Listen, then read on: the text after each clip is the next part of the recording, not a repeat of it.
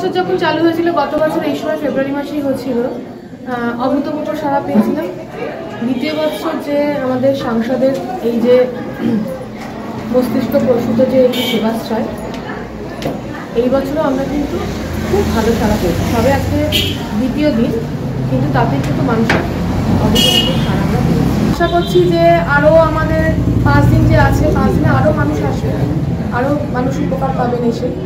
উনি তো আমাদের জন্য, মহেশতলার জন্য সবসময় করছেন বিভিন্নভাবে, রাস্তাঘাট থেকে আরম্ভ করে ওনার যতটা মানে দুহাত ভরে উনি আমাদের দিচ্ছেন।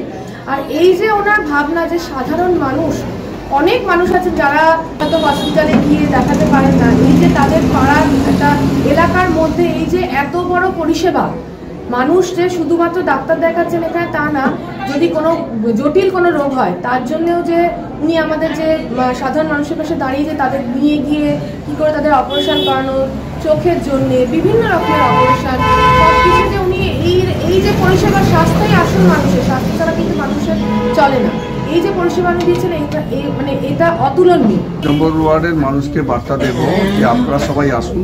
আমাদের প্রিয় সাংসদ অভিষেক ব্যানার্জি যে গত বছর বলবো না, এবছর হয়েছিল 2025-এর প্রথম দিকে, অভূতপূর্ব সাড়া পেয়েছিলাম আমরা। সাধারণ মানুষ এখানে উপচে পড়েছিল ভিড়, এবং যারা বিশেষ করে দুস্থ যারা নাগরিক, যারা চিকিৎসা করাতে পারে না, তার জন্যই আমাদের এই প্রিয় সাংসদের এই প্রয়াস। এবং আমরা আশা করব যে এলাকার সাধারণ মানুষ এই ক্যাম্পে এসে তাদের পরিষেবা নিয়ে যাবে। সেটা ওনার দেখেই তো সবাই শিখছে। উনি এটা শুরু করেছেন ডায়মন্ড হারবার থেকে, এবং আগামী দিনে দেখবেন তো আমাদের দলের সাধারণ সম্পাদক উনি শুরু করেছেন। আশা করি আস্তে আস্তে দেখবেন প্রত্যেকটা লোকসভায় এরকম আস্তে আস্তে পাবো, এবং প্রত্যেকটা নাগরিক পরিষেবা পাবো। আমি অনেক শুভেচ্ছা, উনি আমাদের সঙ্গে আছেন, আমরাও সাধারণ কর্মী থেকে শুরু করে সাধারণ মানুষ ওনার সঙ্গে আছে।